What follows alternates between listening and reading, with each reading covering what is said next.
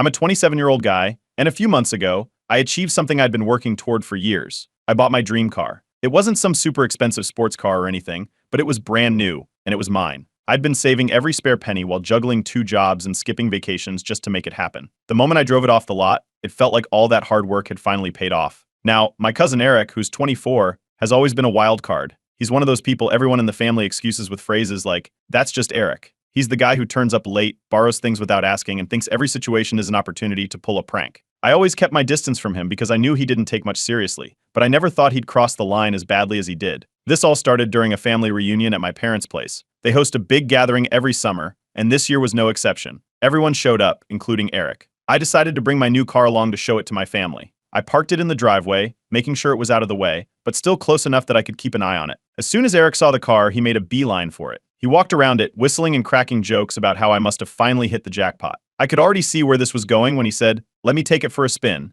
I'll bring it back in one piece." I laughed it off and told him no, firmly but politely. I explained how much the car meant to me, and that I didn't let anyone drive it, not even my closest friends. He rolled his eyes and shrugged, but the look he gave me screamed, "Challenge accepted." Over the next couple of hours, Eric kept bringing it up.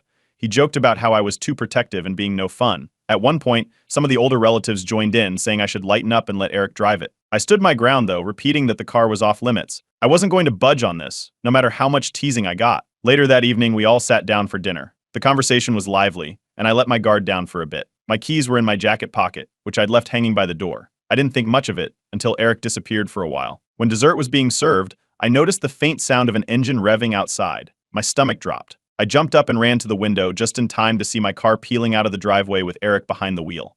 I bolted outside, yelling after him, but he was already gone. My uncle tried to calm me down, saying Eric was just having a bit of fun and would be back soon. I couldn't believe how casually everyone was taking it. I was fuming, but there wasn't much I could do except wait. About an hour later, Eric came back. I heard him before I saw him, a loud scraping sound followed by laughter. When he pulled into the driveway, my heart sank. The front of my car was smashed. The bumper was hanging off, one of the headlights was shattered, and there were deep scratches down the side. Eric stepped out, grinning like he'd just pulled off the best prank ever. He tossed the keys at me and said, "Relax, dude. It's just a car. You've got insurance, right?" I couldn't even respond at first. I just stared at the damage, trying to process what had happened. When I finally managed to ask what the hell he was thinking, he shrugged and said he was just messing around. The family's reaction was split. Some of them were horrified and agreed that Eric had gone way too far. Others, including his parents, downplayed the whole thing. They kept saying it was an accident and that I should let it go. Eric, meanwhile, acted like it was no big deal. The next morning, I got a repair estimate, and it wasn't pretty. The damage was going to cost thousands to fix. When I confronted Eric and told him he needed to pay for it, he laughed and said, "That's what insurance is for." That's when I realized he wasn't going to take responsibility. I gave him one last chance to make things right, but he brushed me off, saying I was making a mountain out of a molehill. Things got even worse when he started mocking me on social media, posting pictures of my car with captions like, "Oops, my bad," and laughing emojis. It was the final straw. I talked to a few friends and posted about the situation online, and the advice was unanimous. I needed to take legal action. At first, I hesitated. I knew suing Eric would create a massive rift in the family, but he left me no choice. So I contacted a lawyer and started the process. Eric thought I was bluffing, but he's about to find out just how serious I am. Update 1. After deciding to sue Eric, I wasted no time. The first thing I did was contact a lawyer and explain everything that happened. We started the process of filing the lawsuit, gathering all the necessary documents. The repair estimate alone was staggering, over $8,000 in damages. On top of that, I had to deal with legal fees and the hassle of missing work to deal with all of this. It didn't take long for news of the lawsuit to spread through the family. My parents stood by me, saying Eric needed to learn a lesson, but his parents. That was another story entirely. They accused me of being heartless, claiming I was tearing the family apart over a car. They even called me selfish, saying I should let it go since I had insurance, which, by the way, wasn't covering the damage because Eric took the car without my permission. Eric, of course, played it off like it was all a big joke. He told everyone the lawsuit was just a bluff, saying there was no way I'd actually go through with it. To make things worse, he posted a sarcastic video on his social media,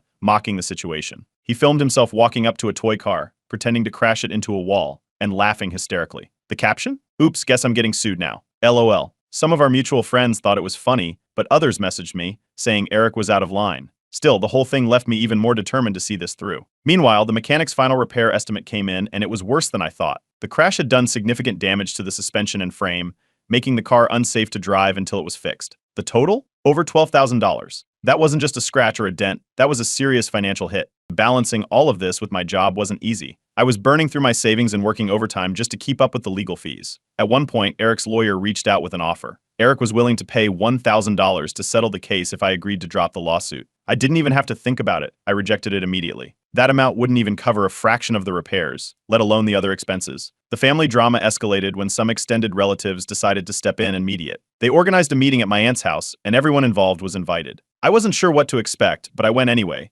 hoping for a resolution. Eric showed up late, as usual, and acted like the whole thing was a joke. While people were trying to have a serious discussion, he kept making snide remarks and cracking jokes. At one point, he even said, "It's not like I killed anyone." The lack of remorse was infuriating, and it became clear that this meeting wasn't going anywhere. After that, I focused on gathering as much evidence as possible for the case. One big break came when I remembered the parking lot where Eric had crashed my car had surveillance cameras. I contacted the property owner and managed to get the footage. The video showed Eric speeding into the lot, attempting to drift, and losing control before slamming into the lamppost. It was all there, clear as day. I also decided to share my story online, not for sympathy, but for advice. The response was overwhelming. Thousands of people commented, offering legal tips and words of encouragement. Some even shared similar stories about dealing with entitled family members. It was a reminder that I wasn't alone in this. A week later, Eric received the official court documents. That's when it finally hit him that I wasn't bluffing. His attitude shifted, at least for a moment. He called me, asking if we could work something out, but when I told him the only solution was for him to pay for the damages in full, he hung up on me. The family tensions were taking their toll. Some relatives stopped talking to me altogether, while others tried to stay neutral, saying they didn't want to pick sides. Eric's parents doubled down, calling me every name in the book. It felt isolating at times, but my close friends were a huge source of support. They reminded me why I was doing this, to hold Eric accountable for his actions. One unexpected twist came when Eric's younger sister reached out to me privately. She apologized for everything and said she'd seen this kind of behavior from Eric her whole life. She even offered to testify on my behalf, saying she was tired of him getting away with everything.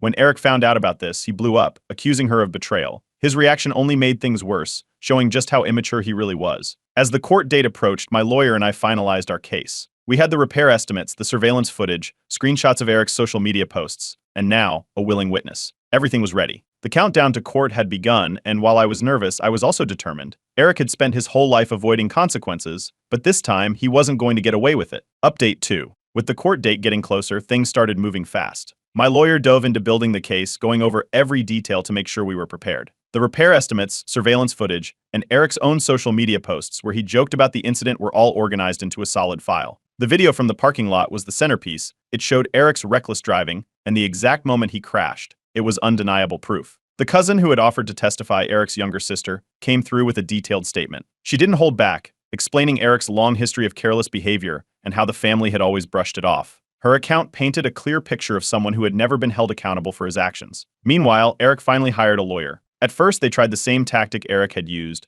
offering a lowball settlement. This time, it was slightly higher at $2,500, but it was still laughable compared to the $12,000 in damages. My lawyer didn't even hesitate before rejecting it. As this was happening, Eric's parents ramped up their efforts to rally the family against me. They called just about everyone, saying I was being petty and tearing the family apart over a few scratches on a car. They painted Eric as the victim, claiming I was blowing everything out of proportion. Some relatives bought into it and started pressuring me to drop the case, but others stayed neutral or quietly supported me. Then the anonymous messages started. I began receiving texts and emails from unknown numbers calling me greedy, accusing me of ruining family relationships, and even suggesting I just let it go for the sake of peace. The timing and language made it obvious these were connected to Eric or his parents. Amid all this chaos, a distant relative reached out to me unexpectedly. She told me about a time Eric had damaged her property years ago and how his parents had refused to take responsibility. It wasn't a car, but the story was eerily similar. She encouraged me to keep pushing forward, saying Eric needed to face the consequences this time. Work became another area of stress. Between meetings with my lawyer and the constant family drama, my focus started slipping. My boss noticed and pulled me aside to ask if everything was okay. I explained the situation briefly, and to my surprise, he was understanding. He reminded me to take care of myself and assured me my work was still solid despite everything. Just when I thought things couldn't get more complicated, the insurance company denied my claim. Because Eric took the car without my permission, they refused to cover the damages. That left me fully responsible for paying the repair costs up front, adding even more financial strain. Eric, however, wasn't feeling the pressure, or at least he didn't act like it. At a family birthday party, he decided to make a spectacle. In front of everyone, he called me a sellout, accusing me of caring more about money than family. A few people laughed awkwardly, but most just looked uncomfortable. I didn't respond. I wasn't there to argue, and honestly, his behavior just reinforced why I was doing this in the first place. The online side of things was also gaining traction. My story had started to spread, and a few local news outlets even reached out, asking if I'd be willing to do an interview. I declined. This wasn't about publicity, it was about making Eric take responsibility. Before the trial, there was one last meeting between the lawyers to try and settle the case. Eric and his parents were there, and it was clear they still didn't take this seriously. Eric sat back in his chair, smirking while his lawyer made another weak offer. When my lawyer laid out the evidence, including the surveillance footage, Eric's attitude didn't change. He refused to apologize and showed no interest in making things right. The meeting ended with no agreement. On top of everything else, Eric's parents decided to escalate things even further. They started threatening a countersuit, claiming the lawsuit had caused them emotional distress. It was an empty threat. My lawyer assured me there was no basis for it, but it was another example of how far they were willing to go to avoid admitting Eric was in the wrong. Despite all the drama, the online community was a source of strength. People offered advice, shared similar stories, and even suggested starting a fundraiser to help cover my legal fees. I appreciated the gesture, but I didn't want to make this a public spectacle or involve strangers financially. Finally, the day of the court hearing arrived. I woke up early, reviewed everything with my lawyer one last time, and headed to the courthouse. Walking into that building was nerve-wracking, but I knew I'd done everything I could to prepare. Eric, on the other hand, strolled in like it was just another day. His smirk was still there, but I couldn't help but notice a flicker of uncertainty in his eyes. The case was finally about to begin, and I was ready to see it through. Whatever happened next, I knew I'd done my part to hold Eric accountable. Update 3. The courtroom was smaller than I expected, but every seat felt heavy with tension. On one side, I sat with my lawyer, who had the case file spread out neatly on the desk. Across the room, Eric lounged in his chair, smirking as his lawyer shuffled through papers. His parents were right behind him, whispering occasionally, their faces a mix of annoyance and self-righteousness. The judge entered, and the proceedings began. Eric's lawyer started with their opening argument, describing the entire incident as a harmless prank gone wrong. He emphasized Eric's age, calling him a young man who made a mistake and didn't deserve to be financially ruined for it. According to them, I was the unreasonable one, dragging this into court instead of resolving it within the family. When it was our turn, my lawyer didn't waste any time. He laid out the timeline, from how Eric took my keys without permission to the crash and the aftermath. He explained the financial strain the damages caused, the repair estimates, and the emotional toll of dealing with the fallout. The tone was calm but firm, painting a clear picture of the consequences of Eric's reckless actions. Then came the surveillance footage. The courtroom went silent as the video played. It showed Eric speeding into the lot, attempting to drift and losing control before slamming into the lamppost. The impact was loud enough that people in the gallery winced. When the footage ended, Eric shifted in his seat, his smirk fading for the first time. Next was witness testimony. Eric's younger sister, the cousin who had agreed to support me, took the stand. She spoke about Eric's history of reckless behavior, including other incidents where he had caused property damage and avoided responsibility. Her account was clear and consistent, showing a pattern of immaturity and entitlement. She also described his behavior after the crash, highlighting his complete lack of remorse. When Eric took the stand, things started to unravel. He tried to play it cool, claiming he didn't mean to cause any harm and thought the car wouldn't be damaged. But under cross-examination, he stumbled. My lawyer asked about his social media posts, and Eric claimed they were jokes and had nothing to do with the incident. That's when my lawyer brought out screenshots of the posts, showing Eric mocking the situation and even admitting to taking the car without permission. The room was tense as Eric stammered, trying to explain himself. His contradictions and evasive answers made it clear he wasn't being honest. Eric's parents were next. They tried to shift the blame onto me, saying I should have been more forgiving and calling the lawsuit an overreaction. But their arguments were emotional, lacking any real substance. They painted Eric as the victim, but it was obvious they were grasping at straws. The judge didn't hold back. After hearing the evidence and testimonies, he addressed Eric directly, pointing out his lack of accountability and dismissive attitude throughout the case. His tone was stern, and Eric's confident demeanor crumbled under the weight of the judge's words. Both lawyers gave their closing statements. Eric's lawyer repeated that this was just a prank that had gone too far, while my lawyer emphasized the impact on my finances and the principle of holding Eric accountable. The arguments wrapped up, and the judge announced a short recess before delivering the verdict. Those 20 minutes felt like an eternity. I sat in silence, staring at the courtroom door. Eric's parents whispered furiously behind him, and Eric himself avoided eye contact with everyone. When the judge returned, the verdict was clear. He ruled in my favor, ordering Eric to pay the full cost of the repairs, $12,000, plus additional damages for the emotional distress caused by his actions. The total amount was significant, but it felt justified given everything I had endured.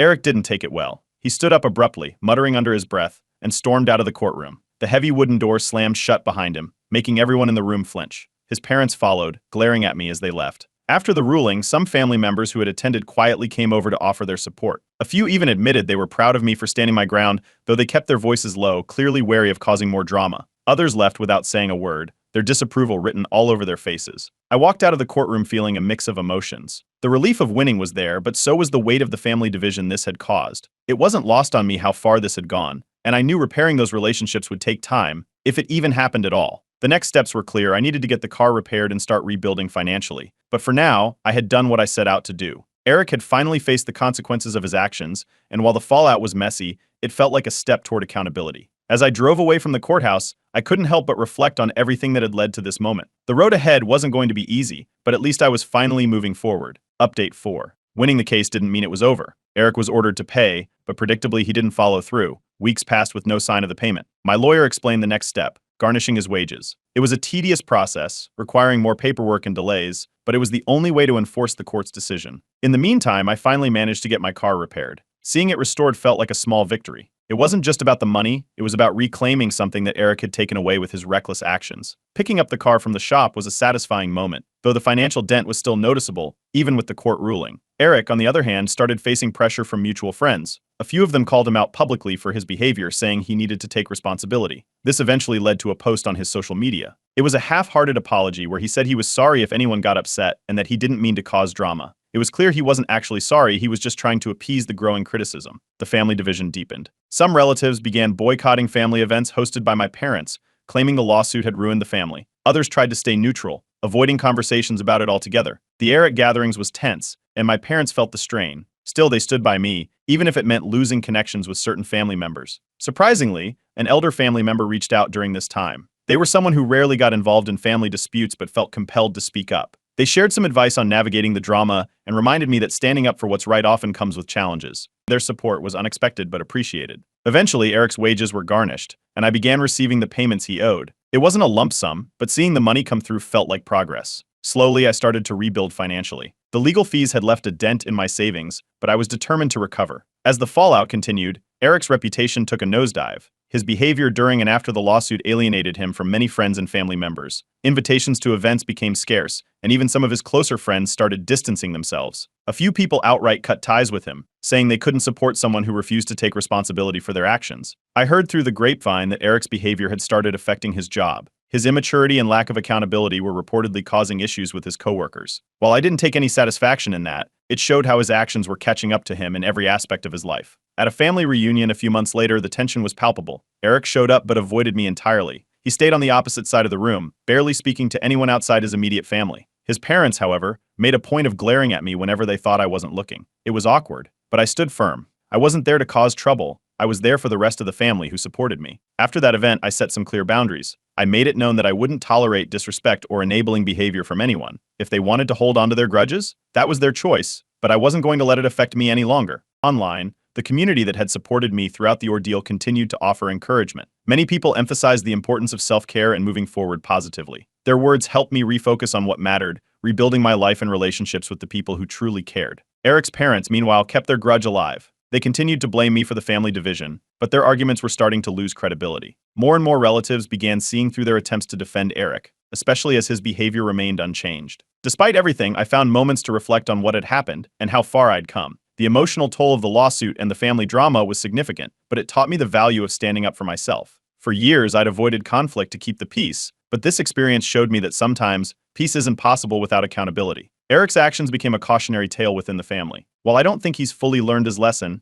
it's clear that the ripple effects of his choices are still being felt. His social circle has shrunk, and his once carefree attitude now seems more like avoidance than confidence. For me, the focus is on moving forward. I've started new projects, reconnected with supportive friends, and even looked into therapy to process everything that happened. This chapter of my life has been challenging, but it's also been a turning point. Standing up for myself wasn't easy, but it was necessary. Looking back, I wouldn't change a thing, even with all the unintended consequences. The lesson was worth it, and it's one I'll carry with me for a long time. Update 5. Months after the court case, the final payment from Eric came through, officially clearing the debt. The financial chapter of this ordeal was finally closed. It took a while to process how long it had all dragged on, but there was a sense of relief in knowing it was over. During this time, I noticed a subtle shift in the family dynamic. A few relatives who had distanced themselves started reaching out again. At first, it was small gestures, comments on social media posts, casual texts asking how I was doing, but eventually a couple of them made it clear they wanted to reconnect. They admitted they'd felt pressured by Eric's parents to take sides and regretted how things had played out. Eric, meanwhile, wasn't the same at family events. He didn't apologize outright, but his usual loud, overconfident behavior was noticeably subdued.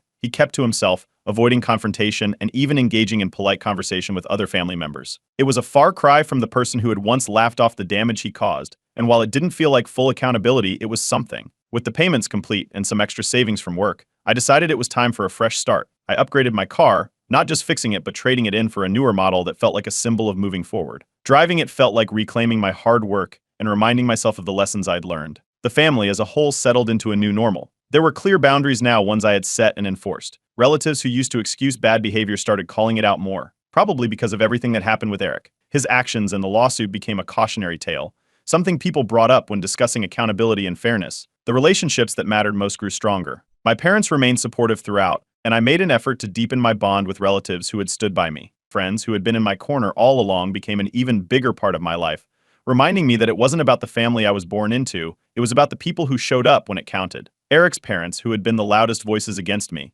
eventually softened their stance. They didn't apologize outright, but the hostility faded. At a family gathering, they made an effort to engage in polite conversation, though it was clear they weren't ready to acknowledge their role in everything. Still, the absence of tension was a small step forward. Online, I posted a final update sharing the resolution and thanking the community for their support. I talked about the lessons I learned, emphasizing the importance of standing your ground even when it feels like the odds are stacked against you. The response was overwhelming. Thousands of comments poured in, with people sharing similar stories and praising the courage it took to see it through. Eric's actions and the fallout became a broader lesson for the family. People started taking responsibility more seriously, and the boys will be boys mentality that had shielded him for so long began to fade.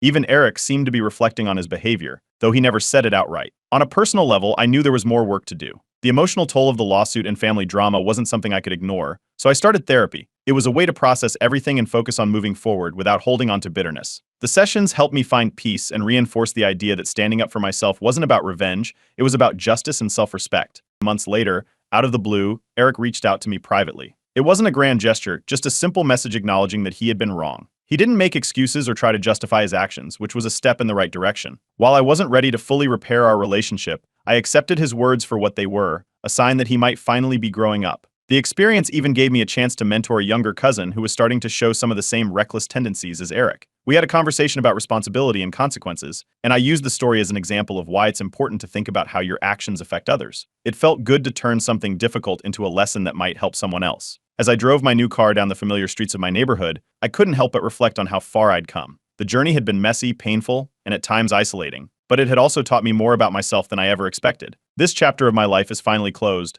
and while it wasn't the path I would have chosen, I'm proud of the way I handled it. I stood up for myself, held someone accountable, and came out stronger on the other side. Now, it's time to focus on what's ahead. The road is clear, and I'm ready for whatever comes next. I'm 23M, my dad is 48M, and his new wife is 35F. She wants me out of the house.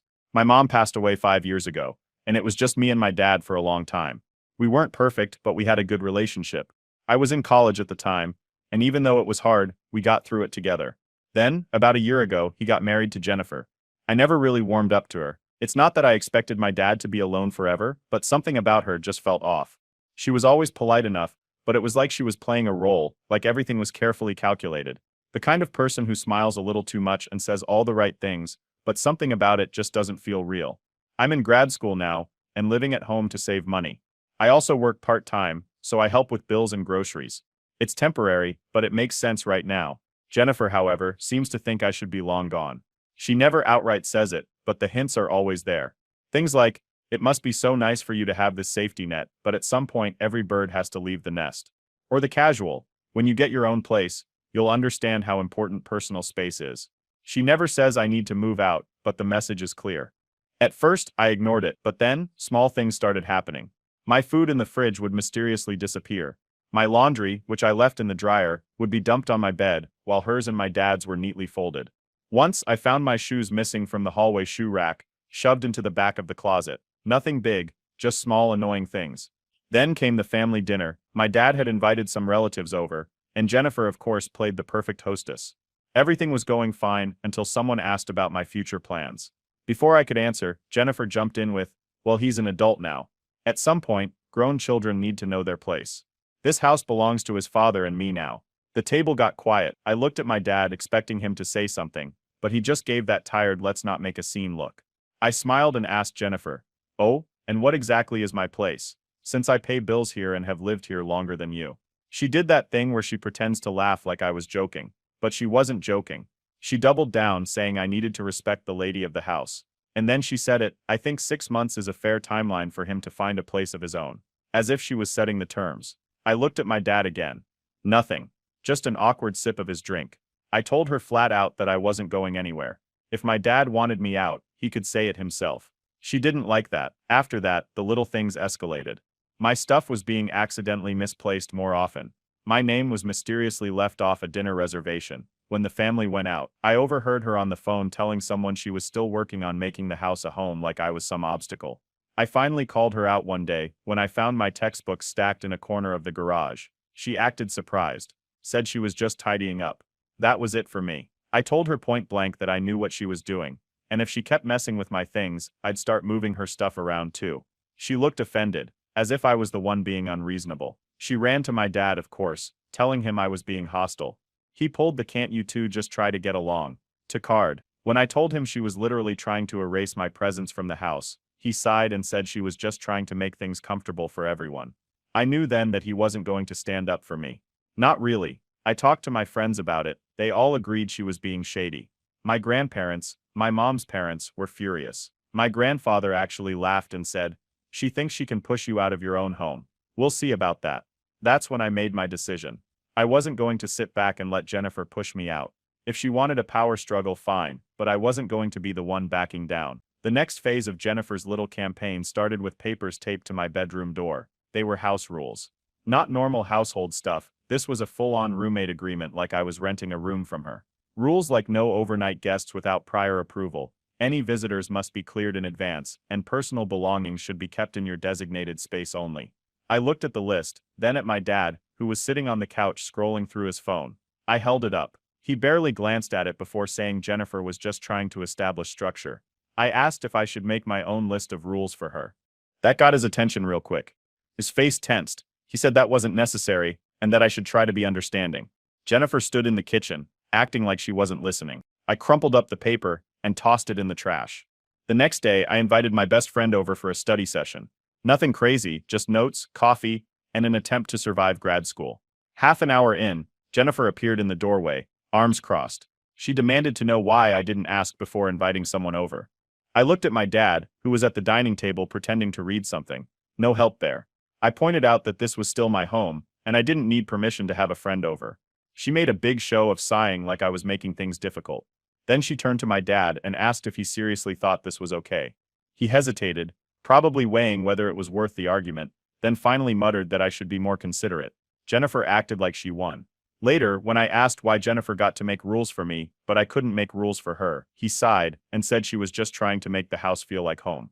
I asked, for who? He didn't answer. A couple of weeks later, we had a family gathering. One of my aunts asked how things were at home, and before I could answer, Jennifer jumped in with a laugh and said I was still living there, acting like a little kid who didn't want to let go of his daddy. People chuckled awkwardly. I didn't. I made sure my voice was loud enough for the room. I said Jennifer seemed very invested in getting rid of me for someone who moved into my house and started making demands. Dead silence. My dad, of course, did nothing, just rubbed his forehead like he had a headache. Jennifer's smile twitched, but she didn't say anything else. That night, I noticed some of my things were misplaced again. At first, just minor annoyances. My framed photo of me and my mom wasn't where I left it. My books were stacked oddly in the garage. Then, I realized what was missing entirely. My favorite blanket, a book my grandfather gave me. It wasn't just misplacing things anymore, she was erasing me from the house, piece by piece. I checked the house, gone. Jennifer was in the living room, scrolling through her phone like nothing was wrong. I asked where my stuff was. She didn't even look up, said she'd been decluttering, and must have accidentally donated some things. My dad, overhearing, finally looked up from his phone. "Jennifer, that's not okay," he said, his voice uneasy. She laughed it off, but I saw the flicker of irritation in her eyes. She didn't like him questioning her. I got in my car and drove straight to the nearest donation center. It took some digging, but I found my things in a donation bin. My blanket was still folded like it had just been placed there. I brought everything back home and walked straight past Jennifer without a word. I didn't even react when she tried to act innocent. "Olo, you got your things back. That's great. I didn't mean to upset you." I put everything back where it belonged. Then I walked into the kitchen, looked her straight in the eye, and told her if she touched my stuff again, I'd start going through her things. That wiped the smug look off her face.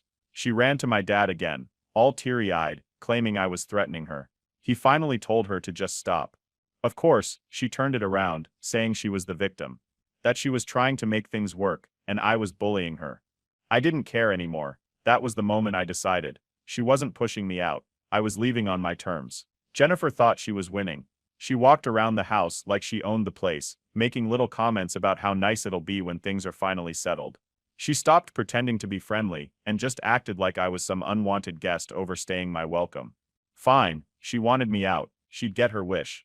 But not in the way she expected. I started looking at apartments, but I kept quiet. I wasn't about to give her the satisfaction of knowing she'd gotten to me. No complaints, no arguments, just silence. After a few weeks, my dad picked up on it. He'd ask if something was wrong, if I was okay. I told him I was just respecting Jennifer's space, like she wanted. He looked guilty. I could tell he wanted to say something, but he didn't.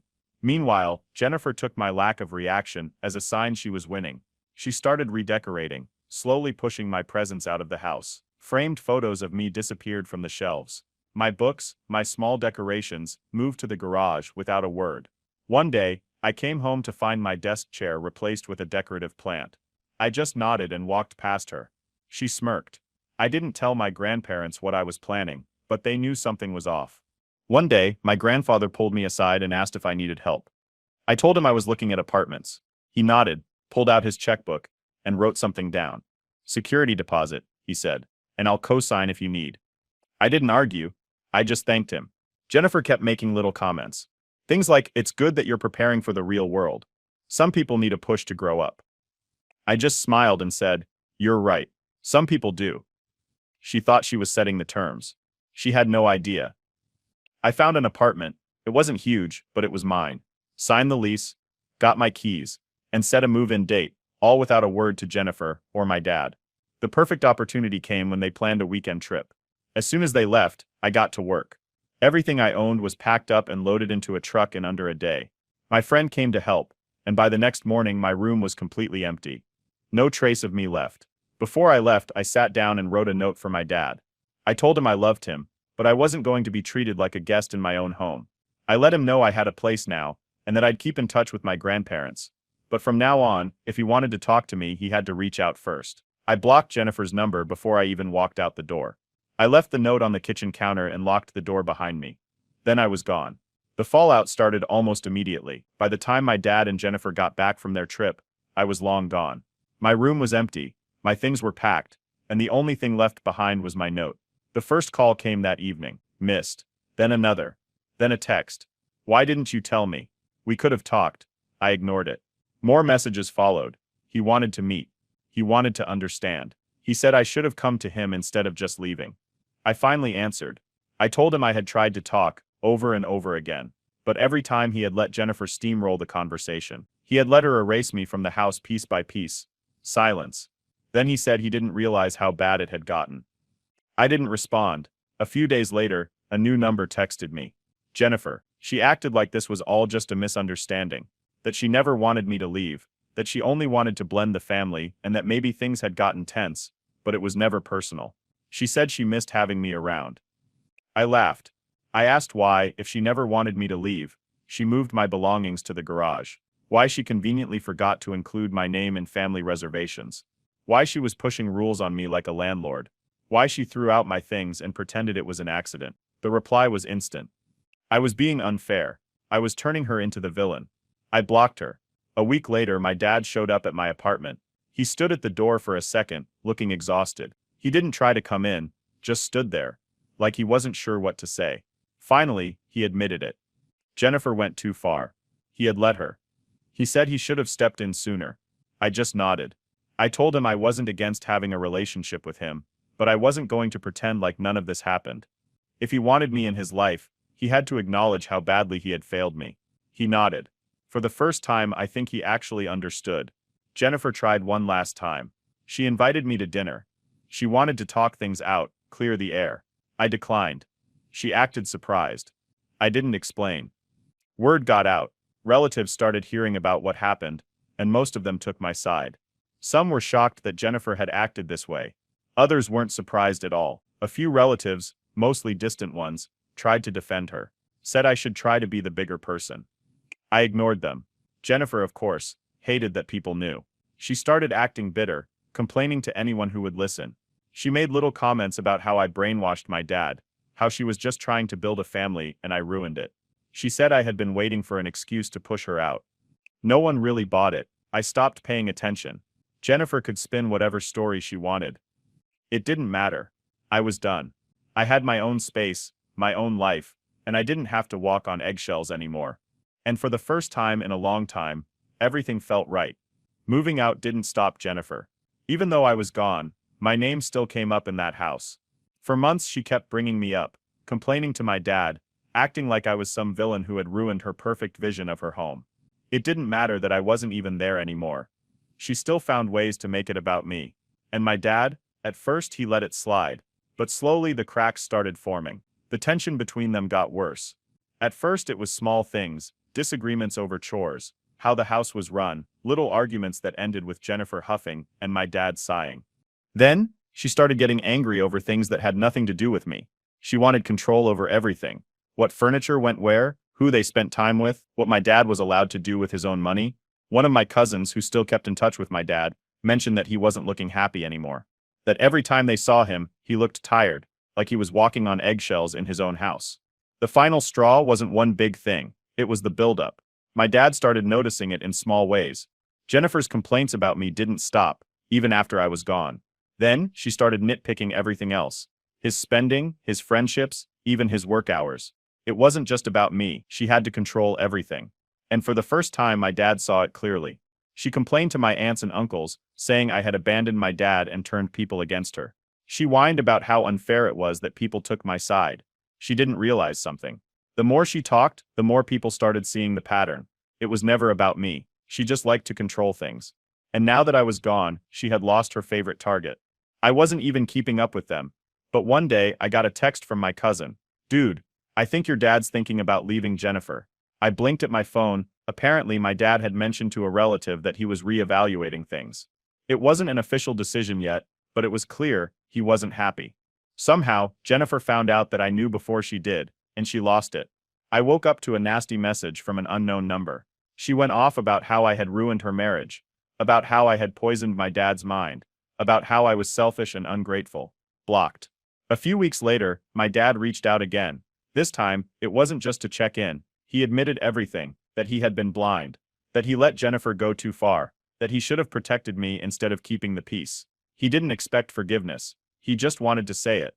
I didn't answer right away, but later I told him if he wanted to rebuild our relationship, he had to show me. No more empty words. No more excuses. He agreed. Jennifer tried one last time. She sent another message, this time from a different number, asking me to make peace for my dad's sake. Said I should talk to him, help fix things, be the bigger person. Blocked again. Not my problem. A year later, I got a call from my cousin. It's official. He filed. The marriage was over. Jennifer didn't take it well. She played the victim to anyone who would listen. Said my dad had changed, that he was cruel and heartless. No one bought it. I never gloated, never threw it in her face. I just enjoyed my peace. My grandparents told me they were proud of me, for standing my ground, for refusing to let someone push me out of my own home. Jennifer wanted me to stay in my place. I did, just not in the way she expected. Jennifer was finally out of my dad's life. The divorce was finalized, the paperwork signed, and everything settled. But I didn't hear it from him. I found out from my grandmother. She casually mentioned it over coffee one afternoon. "Oh, your father's finally free of that woman." That was it. No dramatic announcement, no grand speech from my dad. Jennifer, on the other hand, wasn't taking it so well. Almost immediately, she started running her mouth to extended family. She told anyone who would listen that I was the reason her marriage fell apart, that I had brainwashed my dad, turned him against her, and ruined their happiness. She spun a whole story about how she had tried to be a loving stepmother, but I had made it impossible. Of course, some distant relatives bought into it. A few sent messages asking why I hated Jennifer so much. One even suggested I should apologize and make things right. I ignored all of it. I didn't respond. I let her talk. Let her spin her little narrative, because the thing about people like Jennifer, they don't know when to stop, and the more she talked, the worse she made herself look. A few weeks later, my dad reached out, not about Jennifer, not directly, just small check-ins, asking how I was doing, if I needed anything. Then one day in a quiet moment, he finally admitted it. He should have stood up for me sooner. I didn't say much. I wasn't ready to forgive him completely, but I appreciated the effort. But Jennifer, she wasn't done. One afternoon, she showed up at my dad's workplace. She didn't call ahead. She didn't ask to meet. She just showed up, stormed into the building, and started demanding that he fix things between them. Security had to be called. That was the moment my dad finally realized Jennifer wasn't just controlling, she was unhinged. I didn't need revenge. Jennifer was doing all the work herself. Her tantrums, her manipulations, her desperate attempts to cling on to whatever control she thought she had. It was all crumbling. And she was the one swinging the hammer. Then I heard something that made me laugh out loud. Jennifer was trying to date a family friend, one of my uncles. Apparently, she had started reaching out, testing the waters, trying to slip into another branch of the family tree. My uncle shut her down immediately. Not just a polite rejection. Full-on laughter followed by, "Yeah, that's never happening." Word spread fast. Jennifer was becoming a joke. That's when the cryptic Facebook posts started. Stuff about betrayal and fake families. Dramatic quotes about people who pretend to love you but stab you in the back. She didn't name names, but everyone knew who she was talking about. It was embarrassing. Then my grandparents stepped in. They weren't about to let her rewrite history. They publicly called her out, set the record straight, pointed out that she had pushed me out of my own home, had disrespected my father's family, and had only herself to blame for the mess she was in. It was brutal. Jennifer deleted the posts within hours, but instead of disappearing, she started reaching out privately, messaging people one by one, playing the victim, looking for sympathy. She wasn't getting it. Most of the family was firmly on my side. The ones who had bought into her sob story, they started distancing themselves. Even the relatives who had been on the fence finally saw the truth. Jennifer was grasping at straws. Then, out of nowhere, she emailed me directly. She wanted to talk. She wanted to clear the air. I didn't reply. I just left her on read. Jennifer had spent so much time trying to push me out of her life. And now, she wasn't in mine. Jennifer had officially lost everything. The house, the marriage, the family's support. Gone. But instead of quietly moving on, she did what people like her always do. She spiraled, and she made sure everyone knew it. At first, she kept up the act. She went around telling anyone who would listen that she was the real victim, that my dad had been pressured into divorcing her, that I had brainwashed him, that she had tried to make things work, but I had ruined everything. Nobody was buying it. Extended family members started ignoring her. People she used to invite over for wine nights suddenly weren't returning her calls. Even the few distant relatives who had sided with her before were now keeping their distance. She wasn't a misunderstood woman who lost her husband. She was a walking disaster, and everyone saw it. Then she started posting online. Long dramatic paragraphs about fake people and betrayal. Cryptic messages about losing everything because of selfish people. Quotes about karma and justice. It was embarrassing. And then, she started going after my dad directly. She made posts implying that he cheated on her, that he was a liar, that he led her on, made her believe she had a future, then threw her away. My dad wasn't even on social media, so he didn't see it at first. But other people did.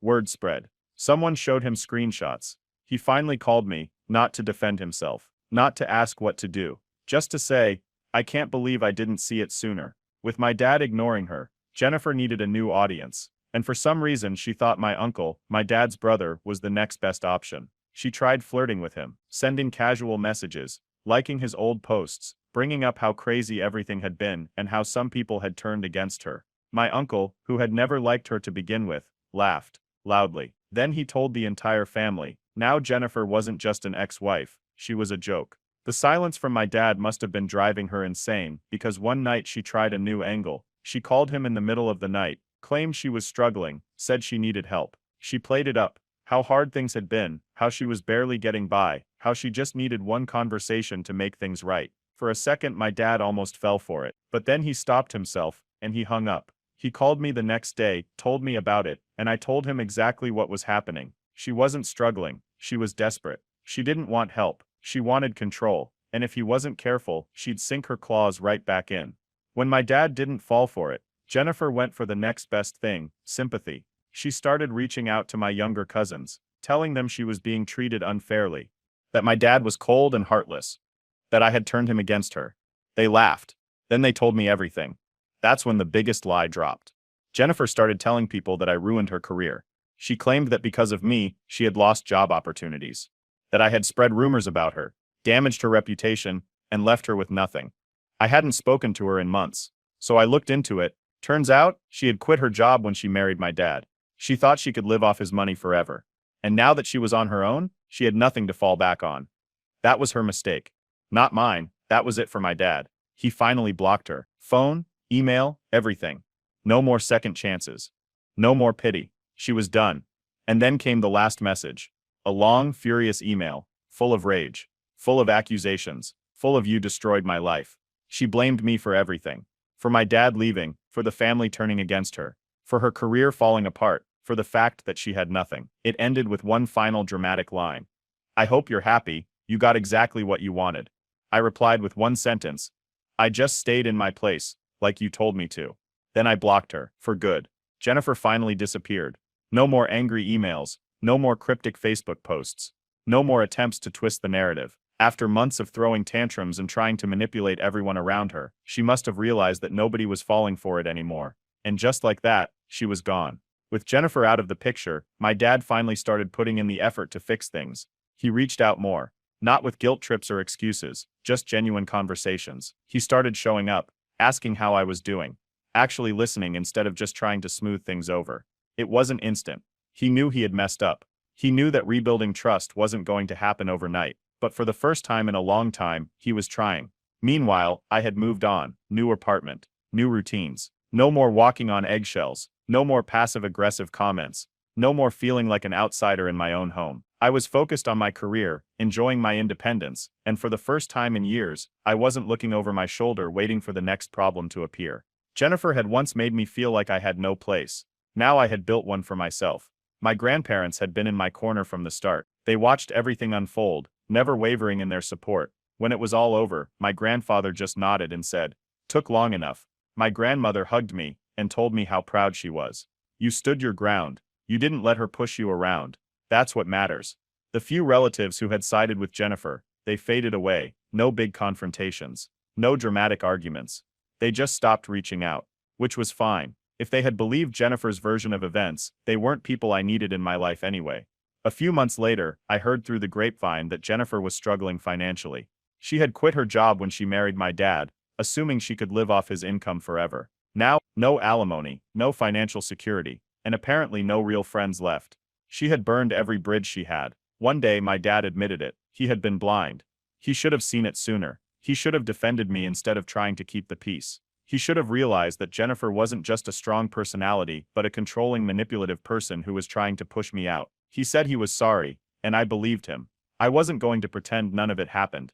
I wasn't going to erase the years of tension, stress, and fights. But I was open to moving forward. Not for him. Not for the past. For myself. Jennifer never reached out again. The last time I heard about her was through a random mutual acquaintance who mentioned she had moved away to start fresh. I didn't ask for details. I didn't care. She was out of my life for good. In the end, Jennifer got exactly what she wanted. She wanted me gone. She wanted me to stay in my place. And I did, just not in the way she expected. I was happy. I was free. And for the first time in a long time, I was completely at peace. A year later, a year had passed since Jennifer's meltdown, and life had never been better. I had fully moved on. New apartment, great job, solid friendships. No stress, no drama, no Jennifer. Even my relationship with my dad had improved. He was more present, more aware. He didn't try to rewrite history or pretend everything was fine. He owned up to his mistakes, and little by little we rebuilt what Jennifer had tried to destroy. It wasn't perfect, but it was better. Then, out of nowhere, her name popped up again. I was at a cousin's get-together when someone casually mentioned, "Oh yeah, Jennifer's still bitter. She still rants about you sometimes." I almost laughed a whole year later, and she was still talking about me. I didn't ask for details. But later that night, curiosity got the best of me. I pulled up a burner account and checked her profile. And there it was. Post after post of vague, passive-aggressive nonsense about fake family members and people who destroy marriages. Nothing direct. Nothing with my name on it. But it was obvious. Even after all this time, she was still playing the victim. Then I found out the real kicker. Jennifer had tried to live off alimony. Except, there was barely any. The prenup had made sure of that. She had assumed she could keep up her same lifestyle. Fancy dinners, shopping sprees, weekend getaways. But reality hit hard. Now, she was working a job she used to mock. The same kind of job she once sneered at, calling it beneath her. The irony was too perfect, and it wasn't just her finances that had crumbled. Most of her old friends had distanced themselves. Turns out, people get tired of hearing the same sob story over and over. At some point, even the most sympathetic friends realized that maybe, just maybe, you're the problem. She had pushed people away just like she tried to push me out. Now she was alone. Then I heard the best part. Jennifer was living in a smaller apartment, now not destitute, but far from the comfortable life she had expected. The lavish lifestyle she had planned for herself had slipped through her fingers, and now she was just another person working to make ends meet. And the worst part for her, no one cared. She wanted to be the queen of the house. Now, she didn't even have one. Meanwhile, my dad had moved on. He had started dating again, but this time he was much more cautious. No rushing into things. No letting someone dictate his relationships. I wasn't involved in his dating life.